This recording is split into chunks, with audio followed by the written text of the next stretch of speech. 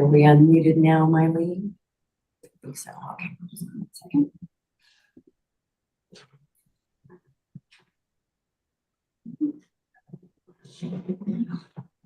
For those of you online, can you hit conference room now? Yes. Okay. Awesome. Okay, we are ready when you are, Chair Cole-Hansen. Joanne, you have a quorum. Okay. So ready when you are. It's like we're back up and rolling. Okay. Well, then I'd like to call this meeting to order of the Idaho Water Resource Board's Finance Committee. It's meeting number 5-26 on Thursday, July 23rd, 2026. Today's meeting is being held in Boise and live streamed on the YouTube channel. Mylene, can you please conduct the roll call for the committee? Yes, certainly. Mr. Raybould, Yes, I'm sorry, I was on mute. I'm here. Mr. Stevenson, Here. Chair Cole-Hansen. Here. And just so you know, Chair Cole-Hansen, we have board member Brian Olmstead online as well, and Pat McMahon. We also have Dale Van Stone online, Madam Chair. Okay. And Dell is on the committee, correct? Yes. Can you hear me?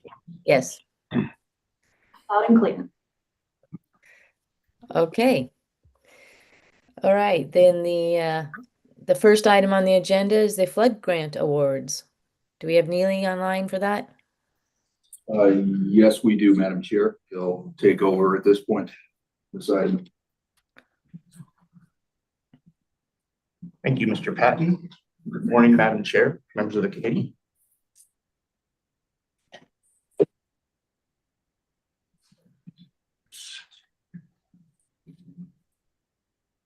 I just shared the wrong thing. There we go.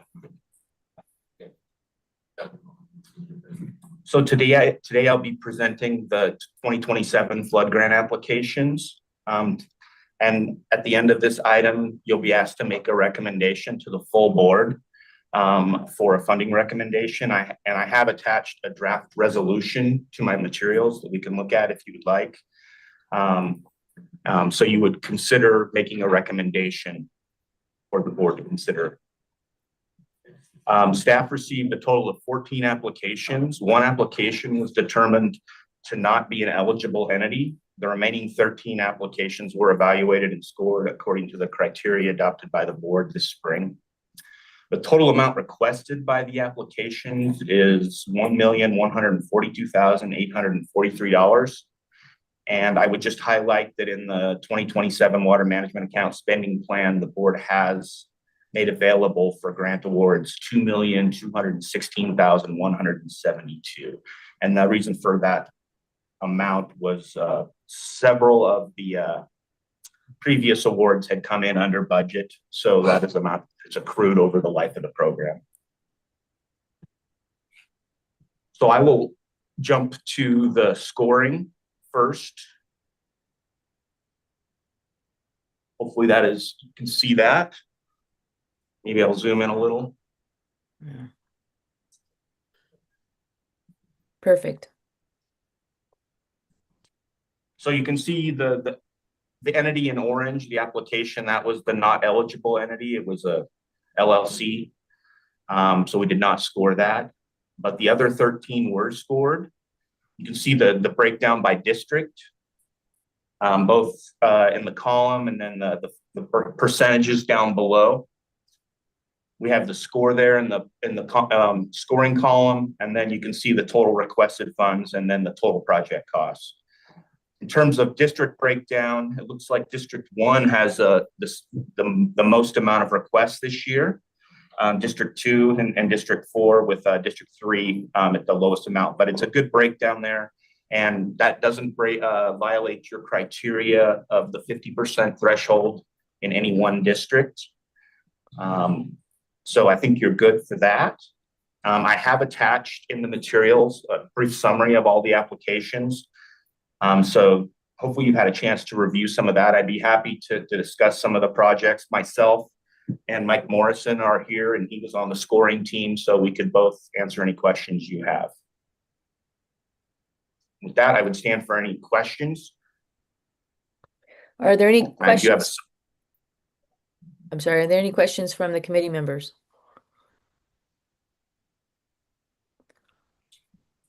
I'm good, Madam Chairman. Okay, I have one question, Neely. The flood district 10 and 9, I can't remember, but a few years back we funded a model for one of the flood districts to determine where the best projects would be to prevent flooding in the future. Do any of these, correct. are any of these identified from that model? That's a great question, Madam Chair. You're correct. You're referring to the Boise River Management Tool that you had previously funded. We do have a representative from Flood 10 here that could potentially speak to that, Mark Zersky. You want to come on up, Mark? And we can...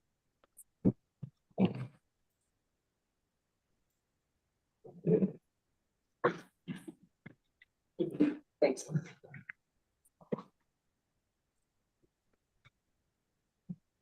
Good morning. Thank you, everyone. This is Mark Zersky at Flood Control District 10, and happy to answer any questions you may have. Thank you. I think there was a question about has the Boise River Management Tool, was that used to identify some of these projects from Flood 10 and Flood 11? Understood. Yes, thank you for the question. So I do know that Flood Control District 11, working with Ron Manning, the BRMT and the existing LiDAR was used for his project, because we are also using him for some of our projects, and we've had that conversation. And all of our projects, when we model them, we are using the existing LiDAR, existing conditions to compare to surveyed current conditions to justify the, I guess, the activity within that reach. So in your opinion, do you find the model effective in determining where the next flood project should occur? Oh, absolutely. It's a very good tool for us to justify changing conditions. For example, last year, our Eagle Sewer District project that was funded and now closed out, there were some extensive changes in the riverbed, and there were some head cuts that were occurring, and none of that would have been visible, I guess, without comparing it to the model. So, yeah, very critical tool in my opinion. Great. Thank you, Mark. That's music to my ears. Okay, are there any other further questions from non-committee members?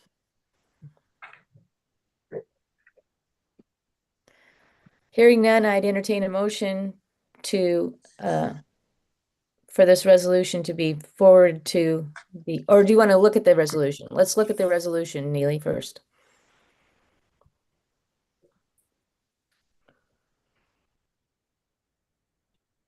And Madam Chair, before you start going through the resolution, I just want to say I'm very pleased with that percentage of the projects being distributed across the state. I think that's a beautiful number where we're making sure that or that we're getting applications from around the state, that people know that is available, and we're providing a benefit across the entire state. So I think that's great news.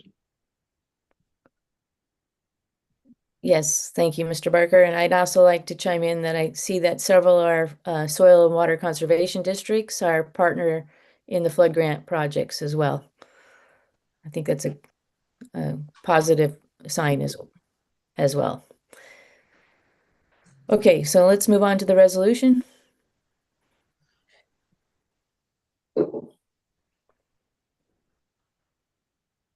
So here I would, on line 17 today, the committee met and discussed the projects.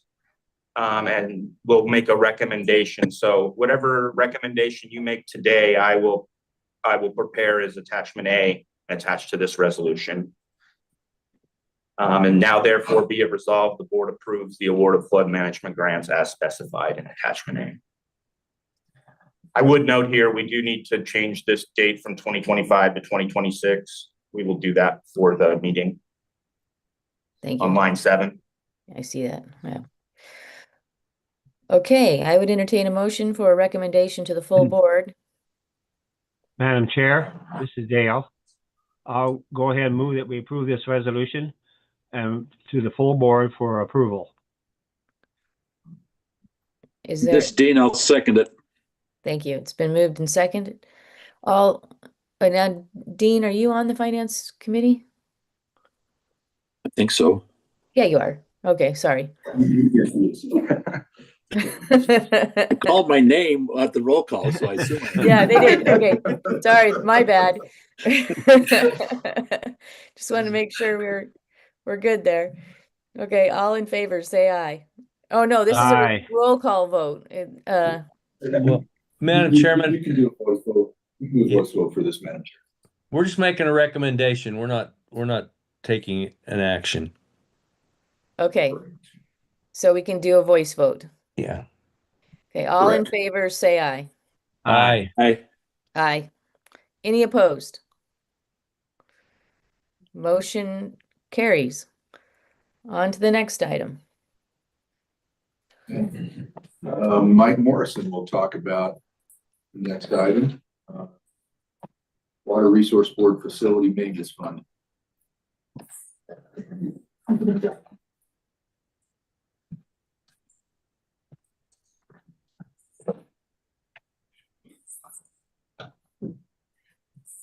Oh, Madam Chair, members of the committee, thanks for giving me a few minutes to discuss staff's proposal for a water board consolidated facilities budget.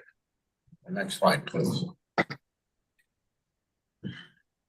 So the proposal is to establish a consolidated budget for all board-owned facilities.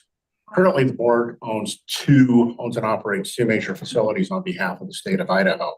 The Warshak Small Hydropower Plant near Orofino and the Priest Lake outlet at Priest Lake. For funding the maintenance and operating expenses of these two facilities, we've typically come in kind of on an ad hoc basis and asked the board for money whenever we've needed it. We haven't normally proactively budgeted, and that's the thing we would like to change here, is just to get a proactive budget for it. Next slide, please. So a little background, this is just Warshak here. About $1.5 million in annual revenue. It varies quite a bit sometimes. That revenue is deposited in the revolving development account. There's no restriction on how this money is used. However, staff typically reserves 30% of the revenue for O&M upgrades, for operations and maintenance upgrades, et cetera. The remainder of the projects are funded by the RDA. Currently, we've got about $9 million of that fund, but it is likely that we're going to be using some of that for projects over the next few years. So please, next slide. And this is kind of what the budget looks like that we've got. This is based on averages of the last 4 years. BPA sales, we received about $1.5 million. We retained 30% of that. So the total revenue available for the project right now is $457,697. And you can see the breakdown of how we'd like to spend it there. Give me a minute to look at that if you want. When we get done, we've got a hot $365 left. So any questions about the Warshak portion of the budget? Committee members, any questions about the Dorshak committee portion of the budget? Madam Chair, this is Yes. Dale. On revenue that's in the $9 million that we have, that's earning interest toward this account. Is that correct? The $9 Madam million Chair, is in reserve. Madam Chair, Mr. Van Stone, that is correct. It's earning interest, and that interest is also something that would be available. So By the that's next, not included. excuse me, that's not included in revenue though. No, sir, we haven't included that in the revenue. It's just in that $9 million operating fund, and it does accrue to that. Okay. Thank you. All right, any other questions? Okay, let's go on to the next, the Priest. I guess Lake. on the Priest Lake. Okay, Priest Lake Outlet Dam earns no revenue, but there is a $600,000 operating fund that was transferred to the board when the dam acquired the board in 2017. That also earns interest, and that money can only be used for the dam on the conditions in which we receive the money. So we can only use it for that. For the most part, we have been able to operate based on the interest from that. Just to get ahead of that, could you please change that slide? Yeah, and so this is kind of what it looks like. The little squiggle in front of the $25,000 is because the interest changes a little bit. It's not always exactly the same, but it's about $25,000 a year. And this is what we've got planned for the breakout from it. It would be very, very nice if we could, from the Priest Lake budget, when we need more money than we've got here, be able to reach into that $9 million and use that for this as well. Hence, we've called it a consolidated budget. I'd like to be able to use that fund for both of our facilities. And any questions about the Priest Lake budget? Committee members? Madam Chair, Yes, go ahead, Dale. you don't show salaries. We have 2 employees at the dam. Does the salaries included in this budget? Madam Chair, Mr. Van Stone, yes, that's, if you look at the top, that operators and scheduled maintenance, that $10,000 is about what we've been paying them. They're part-time contractors. Oh, they're part-time, okay. Thank you. All right, is there any other questions about either of these budgets from the other board members online? Or committee members? Nothing here, Madam Chair. Okay, Okay, next slide, please. We would, so that we don't have to keep coming to you every time we need a few extra bucks above and beyond this, we would like to also be allowed to have a contingency fund and add that to the annual budget. So we've included a $50,000 contingency fund. So the total funding request would be $528,732 from the RDA. And again, the power plant is contributing much more revenue than that RDA. so the 9 million would stay in the RDA, but with the exception of this money that would be transferred into the consolidated facilities budget. Is that correct? Pretty much correct, ma'am. What I would like to do is be able to just take that $9 million, and we've never really given it a formal name. I would like to take that $9 million and make that the fund for the consolidated facilities budget. In other words, all we would be doing is renaming that and giving it a formal name rather than that money we reserve. That's really what we'd be doing. Okay, So the only change would be the name, and we would also formally make that available so that we can use that for Priest Lake if necessary. okay. You said that though we were required to use the 600,000 for Priest Lake Dam, that would stay separate from? Yes, ma'am. That can only be, that the condition of that money is that it can only be used for the Priest Lake facility. So it would stay as a separate fund? I guess that's my question.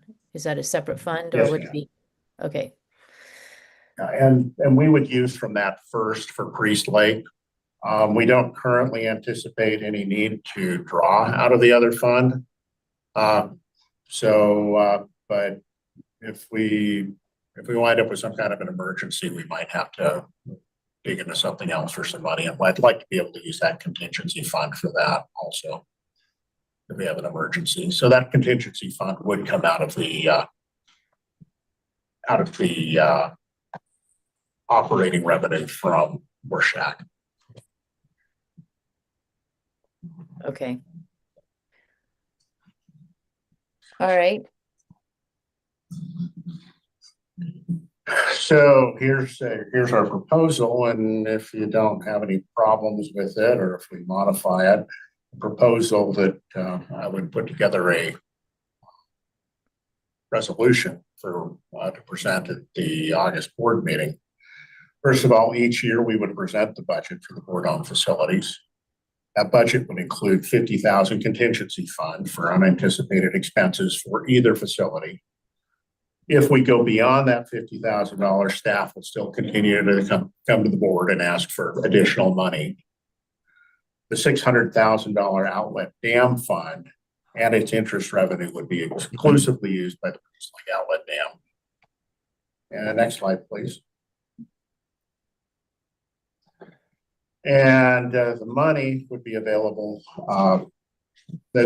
Basically, that we would establish a facilities maintenance fund from the $9 million currently held in the power plant O&M reserve fund. And again, that's been kind of an informal arrangement, so this would formalize it. That money would be made available with board approval for O&M projects related to the power plant, and if necessary, that money might be used for the Priest Lake Outlet Dam if we needed more money than we got to the $600,000. And with that, I will, I guess, sit for any questions. Are there any questions from committee members or board members?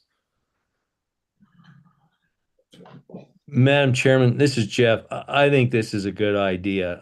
I like the idea of setting budgets and working with the budget process. I think it gives staff direction, and we can always come back and adjust the budget if something unexpected comes along. But I think this is something that's long overdue to be put in place. I agree. Thank you for your comments. Any other comments? Questions? Is there anything that would allow us to use the 600,000 or require us to use the 600,000 for Priest Lake before tapping into the 9 million? Madam Chair, there's nothing that requires us to use money from that first. That would just be my proposal, we've been using out of that first, but no, there's nothing that requires us to use that. Okay, and maybe it's not necessary, but it just seems like utilizing those with the most restrictions first might help us with flexibility down the road. Yes, ma'am, it could. I'm not trying to think of how we would do that, but I mean, there's no problem doing that, ma'am. Okay, so we need to consider whether to recommend to the full board approval of this resolution, a resolution. Do you have a copy of the resolution, Mike? No, ma'am, it's circulating right now, but it hasn't gone through the full approval loop around here yet. Okay, so I can approval. get that to you if you Well, does this committee feel comfortable in making a recommendation to the full board for the annual budgeting process and consolidated budget for the board-owned facilities? Madam Chairman, I do. I would make that motion that we make that recommendation to the full board for consideration of a resolution authorizing this budget to be set. I'll second. Okay, it's been moved in second. Any further discussion? Hearing none, all in favor, say aye. Aye. Aye. Any opposed? Motion carries. Okay, thank you very Mike. much. Yeah, thank you. Next item. Next item, Madam Chair, is the fiscal year 27 ARPA spending plan.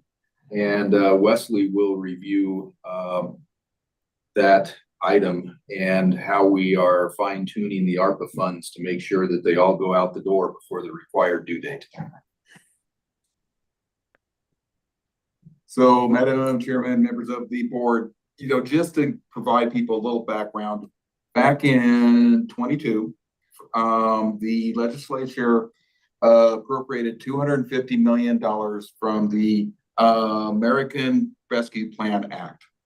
And since then, the board has created a spending plan, and they've adjusted that as they went along to take into account as estimates and projects changes as we better develop what was going on. I'm happy to say that this is the last resolution that you'll have to pass concerning this. So where we're at right now is basically all of the projects but one have been invoiced. So obviously we're very flat on where the money has gone. And what this resolution, that there is a draft one that we can bring up. Basically all that it does is from your last spending plan, it takes a little over $13,000 and it moves it from the American Falls Dam spillway repair up to the Anderson Ranch dam raise. And so what you see in front of you, the first part of it is the current budget that's been approved. If we go a little further down, there's the current, and we go a little further down from there, it will show this would be the new approved budget. And once this is passed, basically we'll work with the Bureau of Reclamation, since they're the last outstanding invoice for us to get. And so once this is approved, that's our last hurdle, and all 250 million will be out the door. And I'll stand for any questions that you have. Okay, so Wesley, that invoice would be for the 13,000 or so dollars from the Bureau of Reclamation. Is that the invoice that that's outstanding? Actually, it's what's remained is, so with what you see right in front of you, the American Branch dam raise, that would be the total appropriated amount. And that's part of that has gone out as I look towards Justin. And so it's just the remainder. Okay. Excellent, excellent news. So we are looking for a recommendation to amend the ARPA funds spending plan to the full board. A recommendation to the full board. Madam Chair, I got one question before we vote. The Okay. Mountain Home Air Force Base, what's left there to do? I thought our role was pretty well completed. Madam Chair, Dale, we're still in the process of handing over the pipeline to the United States Air Force, and that hasn't fully been completed yet. Well, the pipeline still has more work to do then. Is that correct?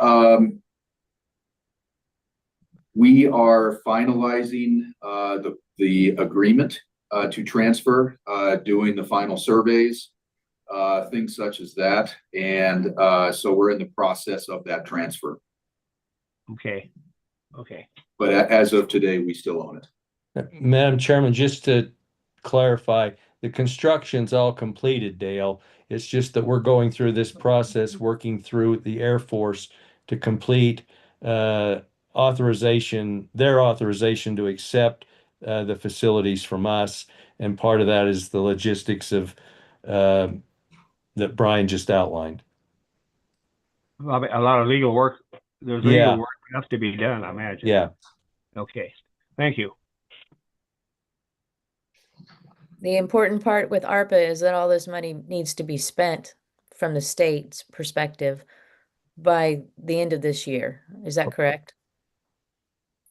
Correct, Madam Chair. We may have some trailing expenses on the Air Force or the Mountain Home Base pipeline that would be paid for out of the water management account. Okay. I'm not sure who knows the answer to this question, but does anybody know if you got an invoice from the Boise project so you could disperse those funds? We did. I'm being told by staff that yes, we have received the invoice from the Boise project. Okay, good. I didn't want to have to bug them to ask you for money. Yes. And I know that the Lewiston Orchards Exchange Project has invoiced you and received the money as well. So I think we are good there. Now we're just looking for a recommendation to the board to accept the revised ARPA fund spending plan. Madam Chair, I'll go Yes. ahead and move to approve that resolution and recommend it to the board that for approval. Okay. Is there a second? This is Second. Dean. I'll second it. Thanks, Dean. Any further discussion? All in favor, say aye. Aye. Aye. Aye. Any opposed? Motion carries. Okay, next item. Next item, Madam Chair, will be the Regional Water Sustainability Project Priority List applications. While staff's getting set up, I'm just going to give a little bit of background. So the process that the board has set up is that these requests are to the board for very large projects to be added to the list.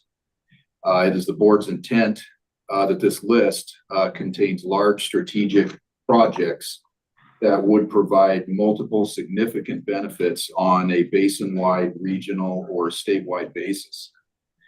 Once that project is on the list, then the board would work with the project proponents to figure out the best way to get a project funded and implemented. And in the past, this has included directing ARPA funds to a project, directing water management account funds to a project, working with federal agencies to get a project funded, or we have gone to Washington, D.C. to advocate for projects. So all of those are different ways the board has tried to implement, has worked to implement projects on the list. The application itself is not an application for funding. And I think that distinction has gotten lost at times. So just wanted to make that distinction and remind folks of the process for the Regional Water Sustainability Priority List. With that, I'm going to turn the first presentation over to Matt Anderson. He'll review a proposal that came in the door.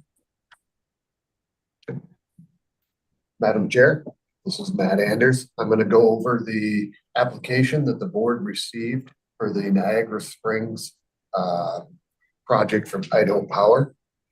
What we're going to do is there's a slide for each one of these. I'm going to present the first one. Neely is going to present the second and third. We've marked these as possible action item, depending, giving the committee options on what it wants to do, provide feedback or recommend to the full board. So the application that we received from Idaho Power is proposing to reconstruct and modernize a segment of the lower pool intake structure at the Niagara Springs Fish Hatchery for enhanced operational efficiency and improved flow measurement. So on the slide that I have there on the screen, on the left provides a location in Idaho where this project is, just east or west of Twin Falls in southern Idaho. On the right is the facility, and the adjacent facility is the private hatchery. So what they're talking about is it's labeled lower pool. It's that's where the project would be focused. What they're talking about is removing some existing piping, putting in new piping, adding some control valves and a trash gate and things like that for a total $1.2 million on this project. Mary Condon and I both reviewed this project against the criteria that the board has established to add projects to the list. So here were our findings. Under eligible entities, there are several types of entities listed: irrigation districts, irrigation boards, drainage districts, municipal irrigation districts, regional water supply organizations, state agencies, tribes, and municipalities. Idaho Power is a regulated utility provider, and these are not listed as an eligible entity. So the applicant does not meet this criteria. The next criteria that we evaluated was eligible projects and programs. Each project must meet all three of the following. The first is to address a significant regional water sustainability issue, such as declining groundwater levels, surface and groundwater interaction challenges, enhancement of water supply, drought resilience, infrastructure, things like that. This project addresses a water supply conflict between adjacent fish hatcheries, but the project does not address a significant regional water sustainability issue. So it does not meet this criteria. The second that it must meet of the three is provide benefits beyond a single entity and improve water management at the basin or regional level. Our evaluation is this project does not appear to contribute to improved water management at the basin or statewide level. So it does not meet this criteria. And the third and final of the three that it must meet is align with the sustainability goals outlined in the Idaho Water Plan. So this project involves improved flow measurement that may help protect the existing water rights of Niagara Springs and the adjacent fish hatchery. It also addresses active stewardship of and support of the future water needs of Niagara Springs and its adjacent fish hatchery. So our evaluation is it does meet this criteria. So of the three, we found that it did not meet two, but did meet one. And then finally, the last criteria is ineligible projects. So municipal drinking water and wastewater systems are not eligible. This project does not involve improvements to a municipal drinking and wastewater system. So it does meet this criteria. So in summary, it does not meet the eligible entities, and it does not meet the all three of the eligible project requirements, but it is not a municipal or wastewater system. So it does meet that. Madam Chair, that is all I have. We can answer questions. Thank you, Matt. Do we have a sponsor for this project online that would like to talk towards it?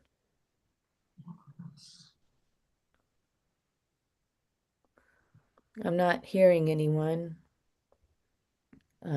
I don't see everybody online. Brian Patton, can you help me out? Is there anyone wanting to speak in favor of this project from Idaho Power? I don't believe so, Madam Chair. Okay. So are there any questions from the committee members? Madam Chair, this is Dean. Yes, Dean. So this, these areas, didn't we set one up over the whole ESPA? For a regional sustainability project? Yeah, regional sustainability. Was the whole ESPA set up, and maybe Brian Patton is the one I need to ask on this, is didn't we set one up over the whole ESPA, or do I not remember right? Madam Chair, Dean, you're correct. So I guess is this already covered by a regional sustainability deal then? Because isn't that part of the SPA? Yeah, Madam Chair, Dean, it would be in the geographic boundaries of the ESPA Regional Water Sustainability Program if the actions, align with the goals of that program. Okay, thank you. That was the question I had. My understanding is that they're asking for a separate listing on the regional sustainability list, and the analysis is that they are not an eligible project to begin with. So are there any other comments from other board members? Madam Chair, I have a couple questions, if I may. I wasn't quite sure I understood the explanation as to why the company is not a qualified entity to ask for a project?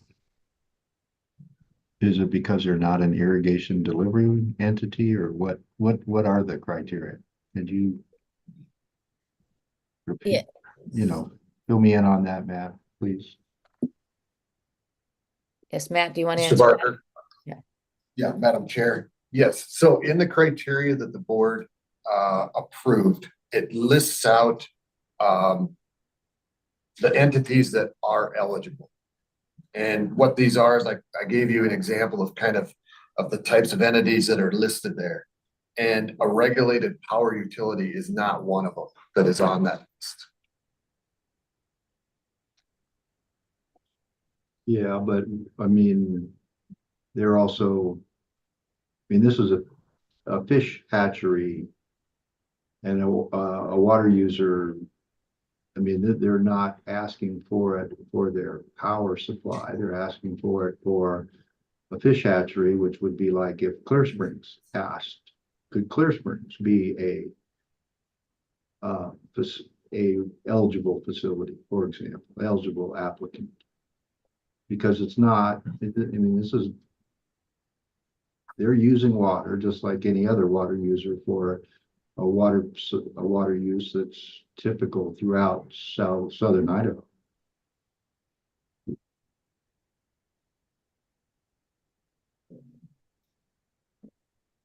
Don't we specify specifically what entities would qualify to put an item on the list in the criteria? I'm trying to pull up the criteria, but. Yes, Madam Chair, we do. And could you run through those entities that are qualified? Yep. So here's what the criteria say: irrigation districts, irrigation boards of control, canal companies, and water districts, drainage districts, flood control districts, groundwater districts, soil and water conservation districts, municipal irrigation districts under Title 50, Chapter 18 of Idaho Code, regional water supply organizations, state agencies, tribes, and municipalities. So in answer to my question, Clear Springs, for example, would not be qualified. They could not ask for funding through this process because they're not one of those things. Or Madam Chair, Mr. Barker, any fish farm. I think you are correct, Mr. Barker. Okay.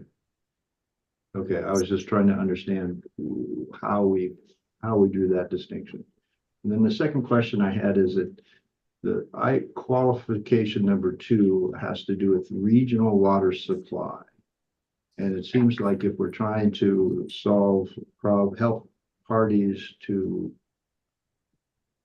in a particular area solve a problem that isn't unique to one, but has an impact on other users in the area. Why isn't that regional? What does regional mean for our purposes? Madam Chair, Mr. Barker, I agree that this is between 2 fish hatcheries. The private one listed on the figure here is referred to as Raybould. Mm-hmm. In our estimation, with 2 entities, given the whole Eastern Snake Plain aquifer, 2 entities aren't a regional or a basin-wide, situation. There is,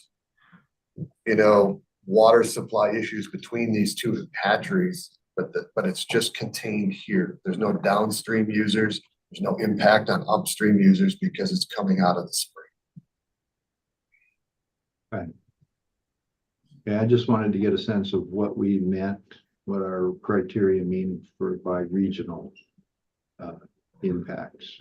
So, but I guess it doesn't really matter since they're not, as a fish hatchery is not eligible to request to be put on the list.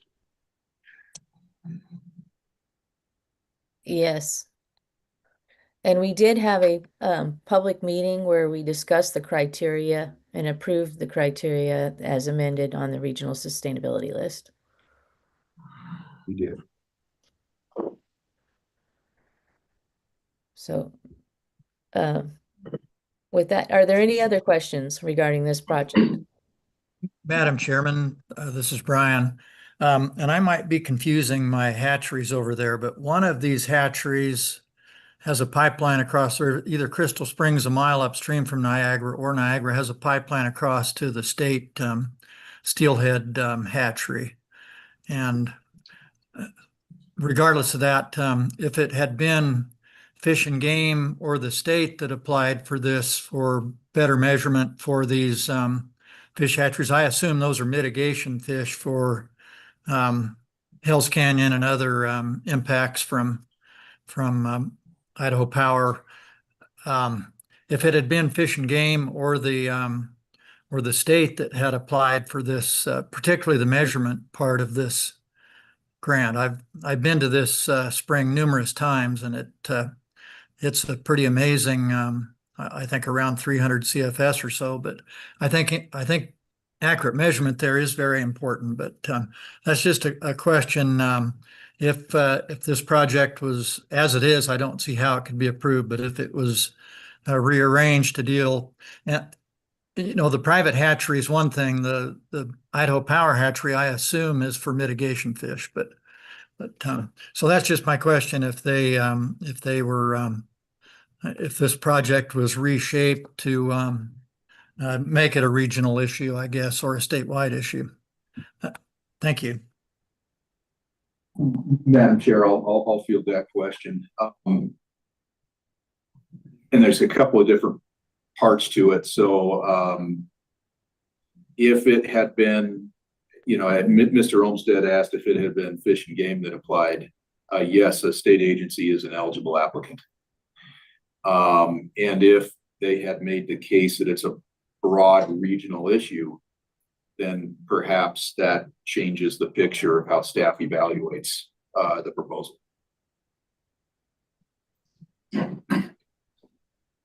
Okay. Thanks, Brian. Madam Chair, this is Dean. So the Yes, private hatchery is actually next to it is owned by a joint powers agreement of. It's not owned by groundwater districts. It's owned by a joint powers agreement of 5 different groundwater districts is what Rimview Hatchery is owned by.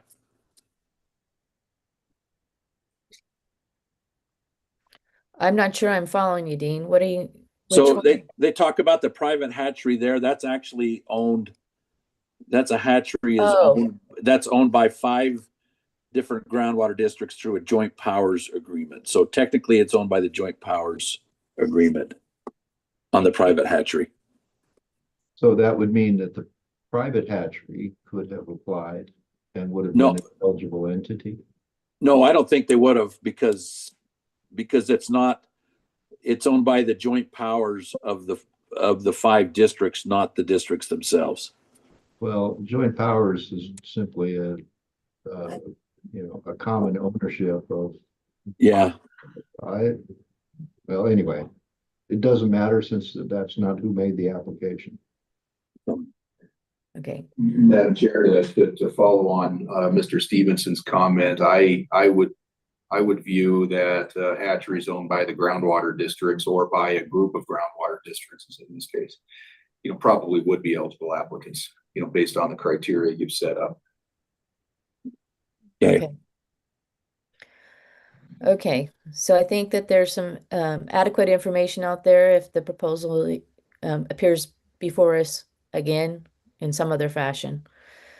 But right now we need to it looks like it is not eligible to make the list.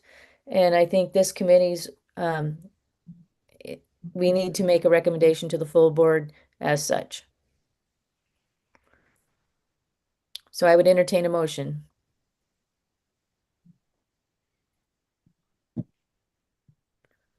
Anybody want to make a motion to not add this to the? Madam Chair, this is Dean. I would make a motion that we not add this to the regional sustainability list. As a recommendation to the full board? Yeah, yes. Yes. Okay, is there a second? This is Jeff. I'll second it. Thank you. It's been moved and second to to make a recommendation to the full board to not include this on the regional sustainability list. All in favor, say aye. Aye. Aye. Aye. Any opposed? Motion carries. Okay, next one.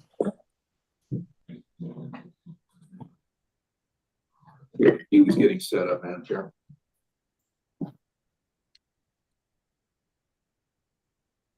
Good afternoon again, Madam Chair, members of the committee. The board has received a regional water sustainability application from the Littlewood River Irrigation District. They are proposing, and here on the screen, you can see that location on the ESPA, as well as a picture of the proposed project, which is a pipeline project. The irrigation district is proposing upgrading the existing open channel delivery system by installing a pressurized pipeline of about 32 miles, a new headworks facility, 2 new pump stations, pressurized connections at more than 100 farm turnouts, and a dedicated turnout to Kerry Lake. The project is expected to conserve around 20,000 acre feet of water per year and approximately 8,000 kilowatt hours of electricity. The increased efficiency of the delivery system would allow the irrigation district to meet demand, yet decrease the amount of water delivered for crop irrigation. Additionally, what they propose to do is to allow for continued aquifer recharge. They would divert 25 CFS of water into the West Canal and 30 CFS of water into the East Canal each day, in addition to the water released to the Littlewood River. This would allow for approximately 5,000 acre feet of annual recharge. The total increase in flow to the Littlewood River as a result of this project is estimated to be around 5% per draft EA from 2010, and that contribution is expected to seep into the underlying aquifer. The project includes a release into Kerry Lake of between 10 and 20 CFS of water to the Kerry Lake Wildlife Management Area, help support some of those wetlands. And the project provide for the ability of local fire to install fire hydrants. The estimated cost for this project is about $52.3 million. The irrigation district is seeking funding for this, and they continue to look for assistance, exploring federal and state grants, as well as cash and loans. Myself and Justin Ferguson were staff members that evaluated this application based upon the new criteria adopted by the board. And I'll walk through that criteria as similar to how Matt Anders just did. The Littlewood River Irrigation District is an eligible entity. So staff determined that this applicant meets this criterion. Then to be an eligible project, the application must meet all 3 of these. The first is to address a significant regional water sustainability issue. And there's several examples of that listed in the criteria, such as declining groundwater, enhancement of water supply, drought resilience, etc. This project, because it would conserve 20,000 acre feet of water per year and save significant amount of electricity, and it would allow the irrigation district to meet demand and release additional water into the Littlewood River. It does provide extensive benefit just to the district, but it has limited benefits beyond the district. Staff was determined this project does not address a significant regional water sustainability issue and does not meet this criteria. The second piece of that eligible project criteria is that it provides benefits that extend beyond a single entity and improve water management at the basin or regional level. As just discussed, this application does provide significant benefits to the Littlewood Irrigation District, but it does not provide, or it does not detail how it would improve water management at the basin or regional level. Limited benefits beyond the irrigation district. Staff has determined this project does not meet this criterion. The third of the eligible project pieces is this, does this project align with the sustainability goals in the state water plan? These plan improvements, again, will very much help the Littlewood River Irrigation District, and allow them to have a little more certainty. But the plan improvements will also result in a loss of incidental recharge to the ESPA of roughly 15 to 20,000 acre feet per year, which will have impacts on spring flows on the Snake River, as well as flows at Murphy and Swan Falls. Staff has determined this project does not meet this criterion as well. And the final piece there in the new criteria is ineligible projects. This project is not a municipal drinking water or wastewater improvement project. So staff has determined this does meet that criteria. So in summary, it is not an eligible project. It is an eligible entity, but staff determined it does not meet the 3 eligible project programmed criteria. And with that, Madam Chair, I would stand for any questions or discussion. Okay, this project was presented to us in a previous finance committee meeting, so I believe this is a housekeeping effort to try and make a recommendation to the full board on whether to add it to the regional sustainability list or not. Correct, Madam Chair. And I should also highlight that we have a representative for the project online. I believe Hattie is available if there are any questions. Excellent. Hattie, would you like to address the committee on this project?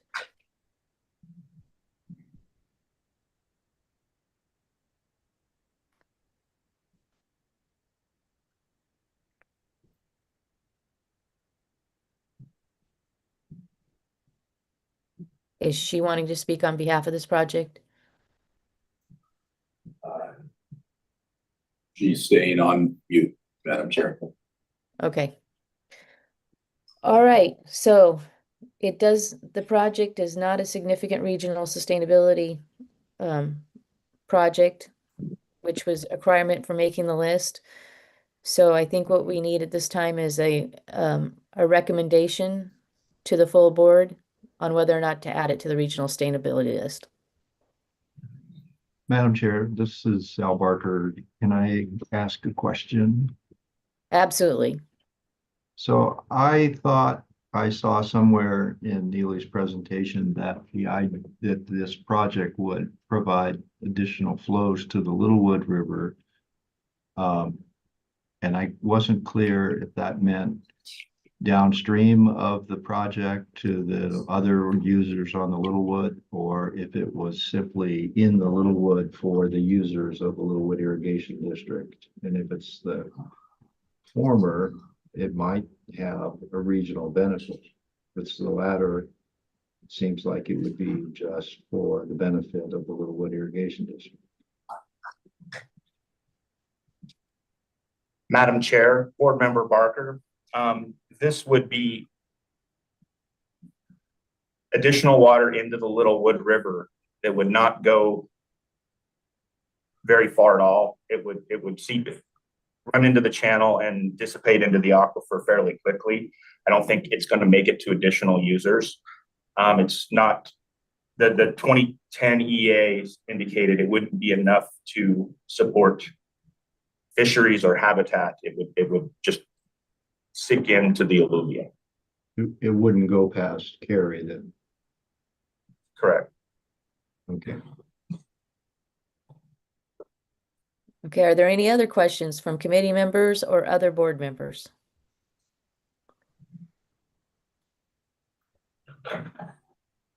Okay, Madam Chair, this is Brian. Just kind of getting back to Al's issue. This does connect pretty closely with the Big Wood issues, particularly Silver Creek, which becomes the Little Wood. But the way it's designed right now, kind of like the Niagara Springs, this would have to be repackaged to provide more benefits to the Littlewood downstream. I think those, the losses to the aquifer are real, but they're very long term, and the benefits to if it provided benefits to Littlewood River downstream of Cary, then it could have a real big regional impact on that agreement. But But, you know, to me, it's way too much money for the few acres that, get the benefit from it. It would have to be, significantly redone to have more regional benefits. Thank you. Okay. Any other comments? Any committee members willing to make a motion?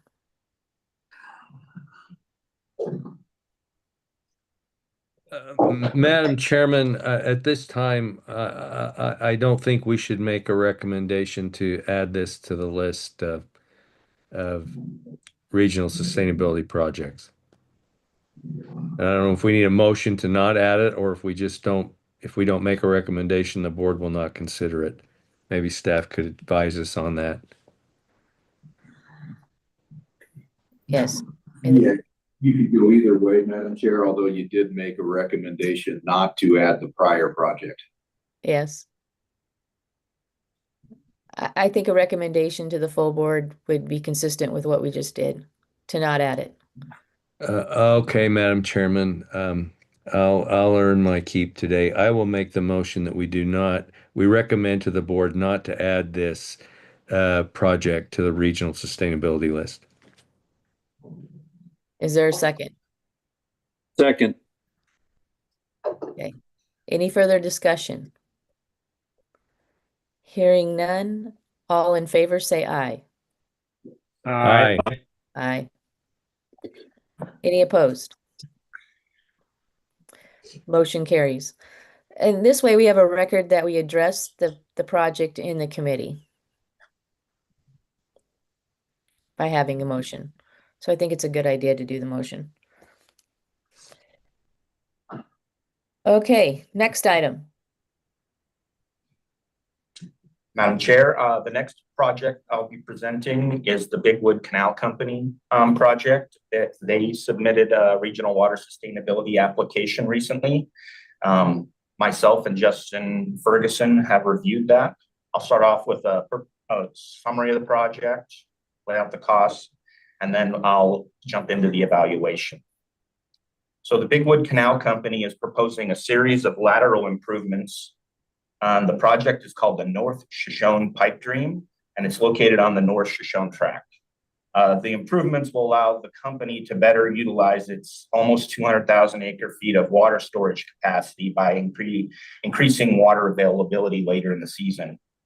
There are 3 laterals, the 175, 175B, and lateral 423. You can see those on the map here on the right side of the screen.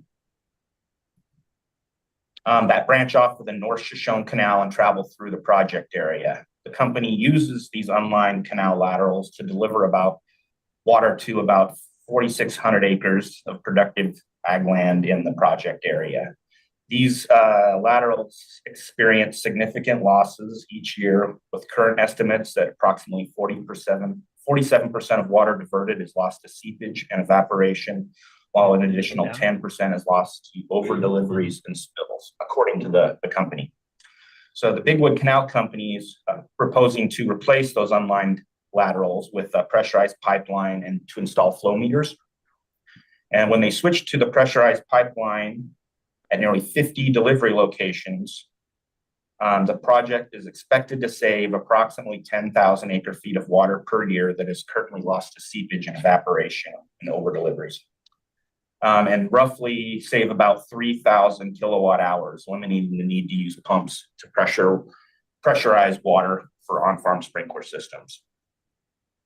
So the proposed estimated cost of the project is $18,788,000. Roughly an equal breakdown between those 3 laterals. The funding sources they have secured for this project is a Water Smart Water Efficiency Grant of $4.5 million, an NRCS EQIP, and for $1.8 million.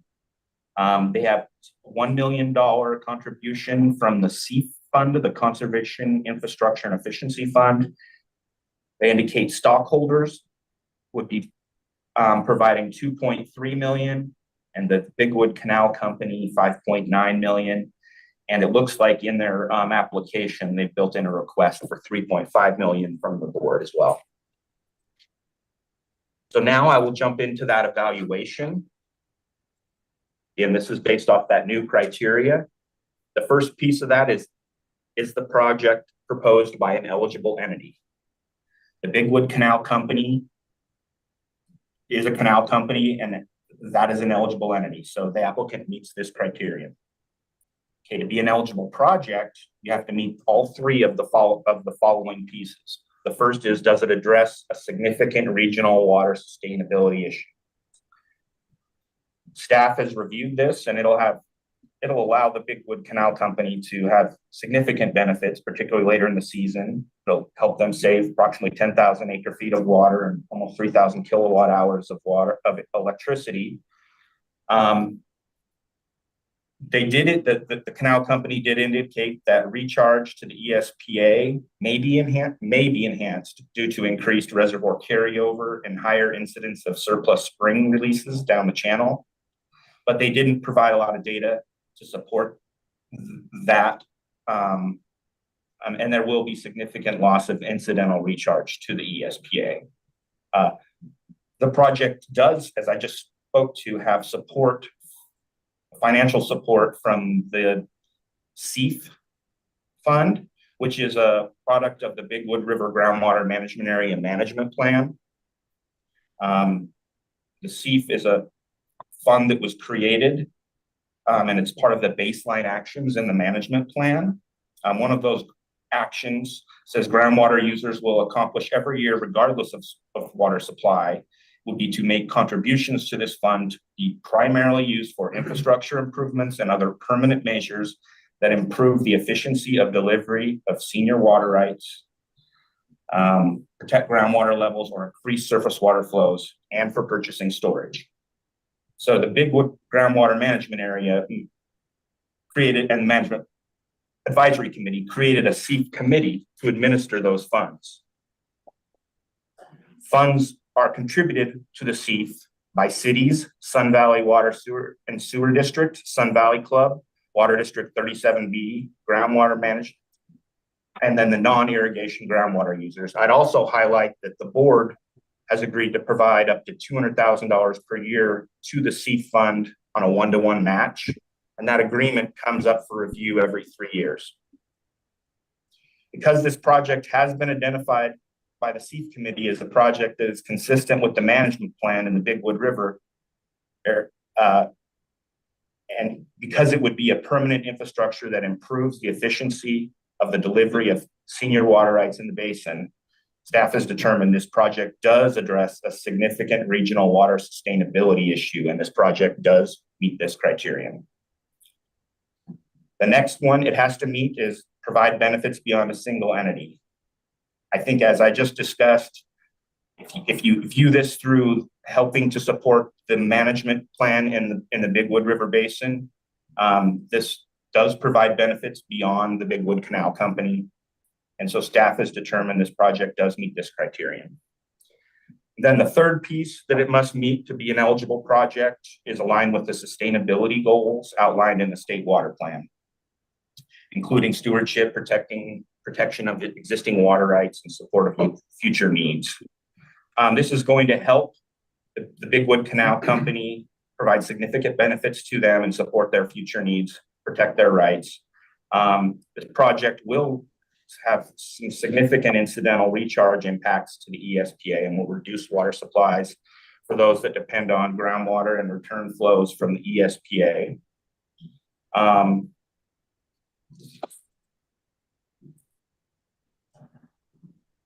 It will also have impacts on spring flows to the Snake River, as well as flows at Murphy and Swan Falls.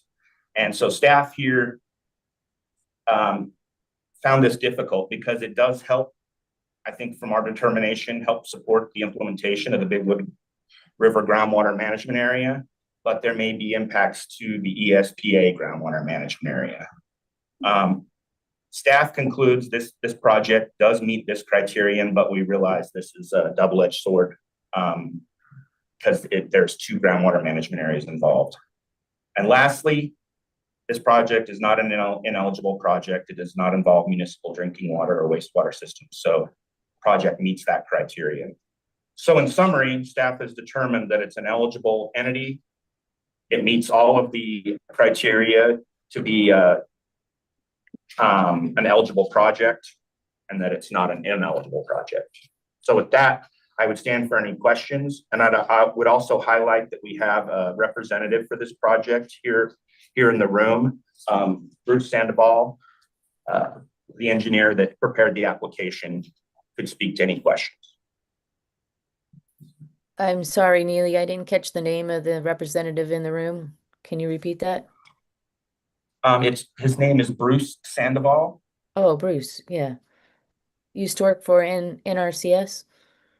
Is that Yes, and now he's in the consult. All right.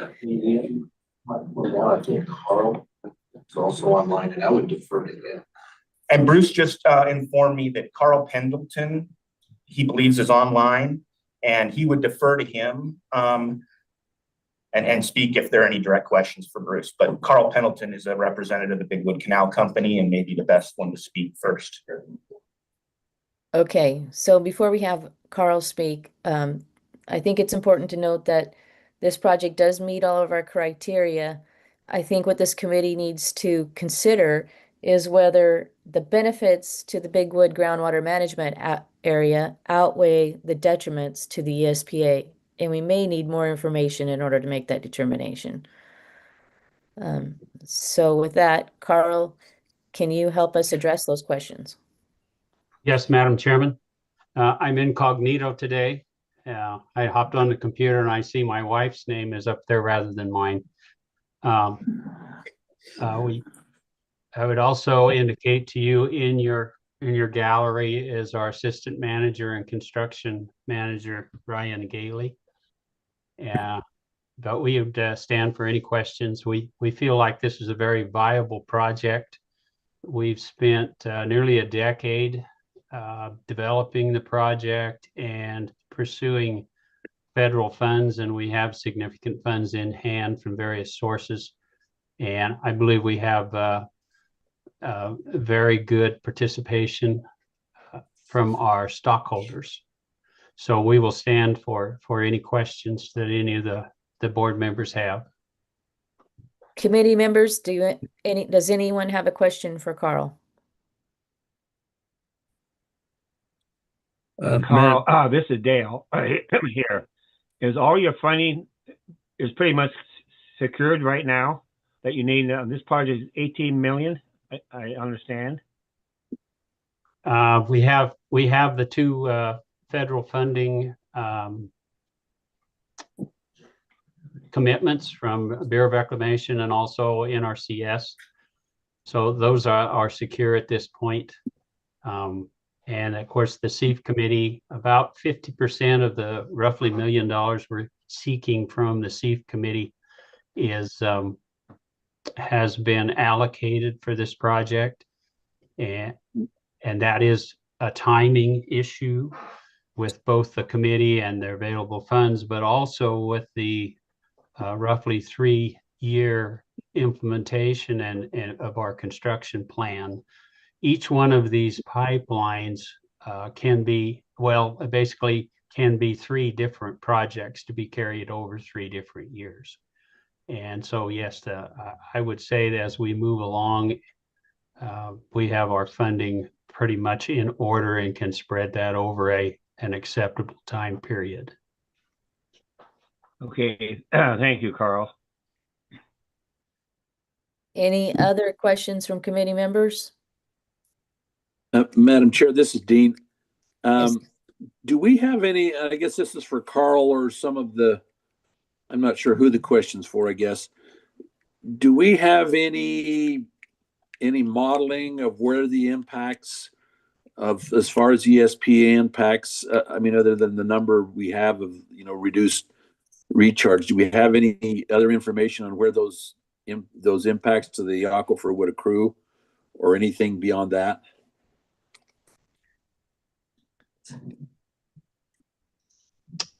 Madam Chairman, we will be doing, this is a little bit more regional or local for us, that we will be doing a groundwater impact study. The groundwater levels for the local wells are somewhere in the neighborhood of 280 feet. And we feel that the study, when it's done, will indicate that the piping of the laterals will not have a significant impact with the groundwater at that level. We will also not be improving the North Shoshone Canal, which hydraulically that should be the major supplier of groundwater in the area.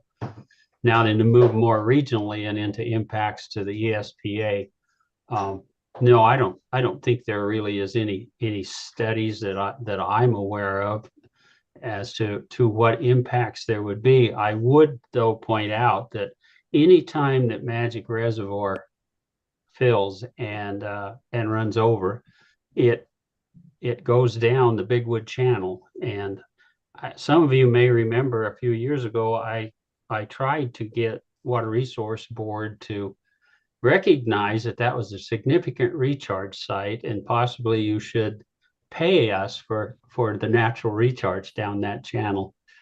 So from a historical standpoint, Magic Reservoir over 10 years will have significant overflows about every 3 to 4 years.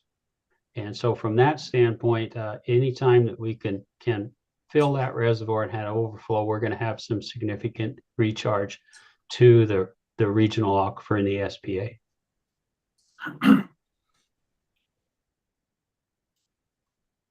Okay. Any other board members have any questions? So I have a couple questions. So can you help us basically connect the dots? What are the benefits, the specific benefits to the Bigwood groundwater management area specifically with each of these laterals? Madam Chairman, you mean in terms of our total company area?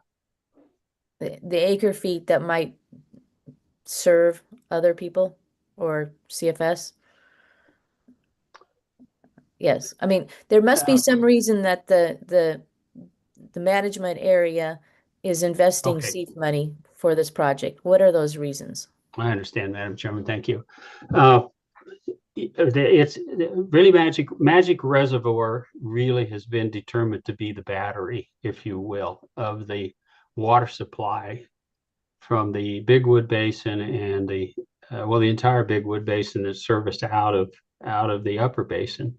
When Magic Reservoir is operating and we have outflows into the Littlewood River, we support those groundwater users on the Littlewood River below Richfield, to include Shoshone and down into the Gooding area. When Magic Reservoir is depleted, as it is today, there's We'll be done with great this in another 5 difficulty minutes or so. in meeting the flow requirements at the Richfield gauge out of the Silver Creek Littlewood system to the north. So it has great benefit for us to be able to maintain flows out of Magic Reservoir for a longer period of time. And I'd also point out that this installation in North Shoshone services our local stockholders by saving power and more efficiently delivering their water. But any water savings is distributed amongst our entire stockholder area, over 36,000 acres. So it benefits our entire company. Okay, that's what I was looking for. So how can we find out the detriments to the ESPA, specifically what reaches might be impacted? Is that something that this might be a question for Brian Patton. Is that something hydrology and at IDWR can help us with? It could be. It may be more appropriate to push that burden back onto the project proponent. Okay. to bring the modeling to the board. I think there are a couple of things that the board would be interested in is if this project moves forward, which reaches of the Snake River are impacted, and then what's the total flow reduction at Swan Falls, or total impact to flows at Swan Falls could be possibly positive. You know, so I think those are things that the board would want to know. I'm guessing from the location, there's probably even Blackfoot to Minidoka impacts from this project. So that's fairly important to know as well. So Carl, is that something that your group can do? Madam Chairman, I think I would push that question to Mr. Sandoval. Okay.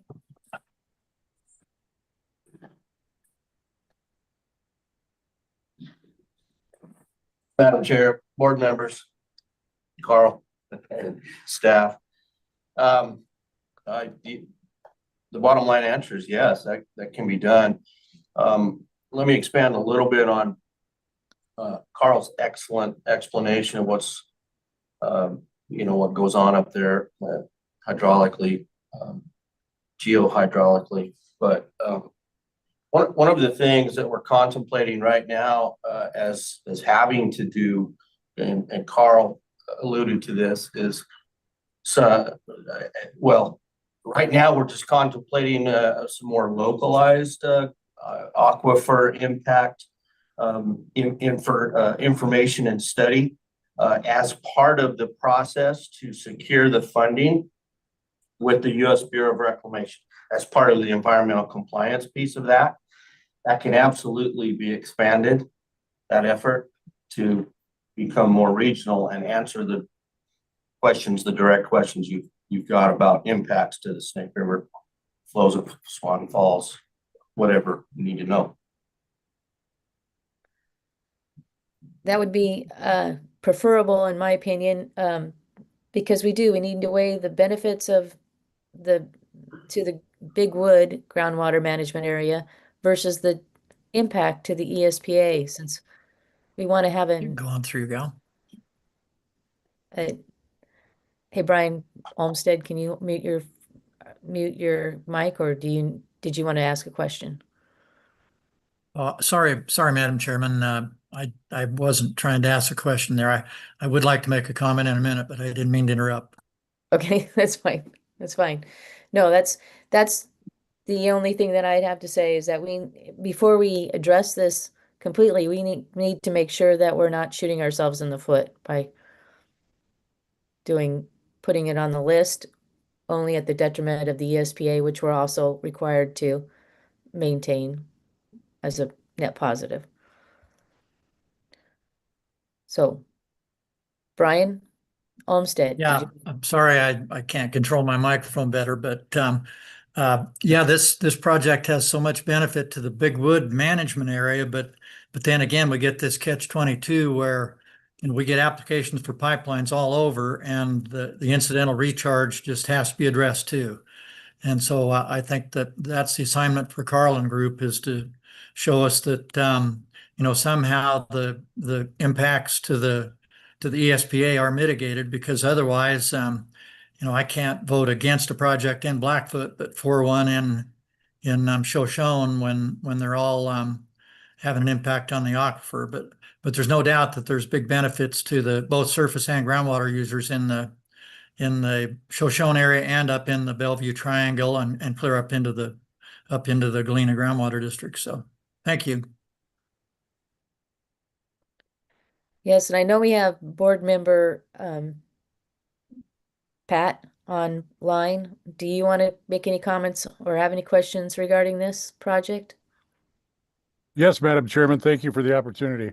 I've been involved with the Big Wood groundwater management area since its inception, and a long time prior to that. I've been meeting with Carl for 20 years, and I would suggest to their benefit that Carl and his group have gone out and found 80% of the money. They're asking for roughly 20% from us. The benefits, I think, The incidental recharge is definitely a consideration, but I believe that, I don't know how much of that incidental recharge makes it to the ESPA, but the efficiency of the water use would lengthen the ability to deliver water out of the Magic Reservoir, which, as Carl referred to, is the battery for the area. And I wholeheartedly support this, even though I'm not on your committee. I appreciate your input. Madam Chair, this is Jeff. I'm wondering if it isn't appropriate we've asked the question to allow the project proponent to go back and do the research and come back and give us an answer as to what the impacts of the ESPA are from this lining project. I think it's important to note to everybody, board members and the public at large, that the legislature is watching how we spend the funds that have been allocated to us. And one of the prominent questions that the board has been asked is, how are you handling eliminating incidental recharge at the same time paying for managed recharge projects on the ESPA? And so when there are impacts to the ESPA from any project, I think it's incumbent on us to have as much information about that project before we make a recommendation, either to proceed or not to proceed. But I think we need to get that additional information from the Big Wood folks at this time. Yes. Okay, I think we're all in agreement that we need a little bit more information before we address this project. So I would like to entertain a motion to table this project until at a further date when the proponents can bring back the information requested, and specifically the impacts to the ESPA. Madam Chair, this is Dean. I would make that motion. I'll Is there a second it. Okay, all in favor, say aye. Aye. Aye. Motion passes. All right, so Carl and Bruce, are you clear on what information we are going to need in order to be able to make a decision on putting this on the regional sustainability list? Madam Chairman, yes, we will put our heads together. Thank you. Thank you. Thank you. All right. Next item. You got water. Huh?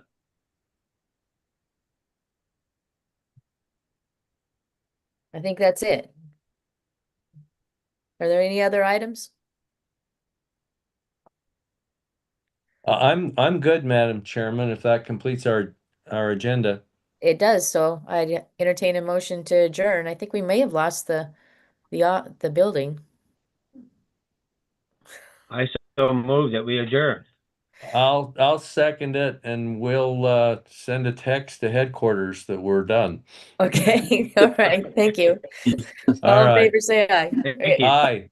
Aye. Okay. Thank Good you, job, Madam Madam Chairman. Chair. Yes, Great thank you. job. Thank you, everyone.